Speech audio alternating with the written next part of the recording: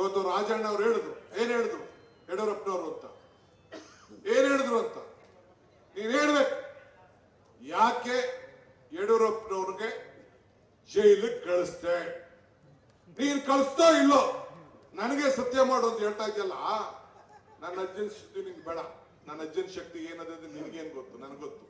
ಆ ಸುದ್ದಿ ಬೇಡ. ನೀವಿಬ್ರು ಧರ್ಮಸ್ಥಳಕ್ಕೆ ಹೋಗಿ ಆಣೆ ಪ್ರಮಾಣದ ಮಾಡಿದ್ಮೇಲೆ ಏನಾಯ್ತು ನಿಮ್ ಇತಿಹಾಸ ಅಂತ ನೀವೇ ತೆಗೆದುಕೊಂಡು ಚರ್ಚೆ ಮಾಡ್ಕೊಳ್ಳಿ. ಧರ್ಮಸ್ಥಳದ ಮಂಜುನಾಥ, ಮಾತು ಬಿಡದ ಮಂಜುನಾಥ, ಕಾಸು ಬಿಡದ ತಿಮ್ಮಪ್ಪ. ನಾವು ಸುದ್ದಿಗೆ ಹೋದ್ರೆ ಹೆಚ್ಚು ಕಮ್ಮಿ ಆಯ್ತದೆ. ಹುಷಾರಾಗಿರೋ, ಹೋಗ್ಬೇಡ, ನೀವು ಹೋಗ್ಬೇಡ. ಅದಿರ್ಲಿ. ನೀರು ಯಾವ ಎಳ್ದಾಕ್ತೀನಿ.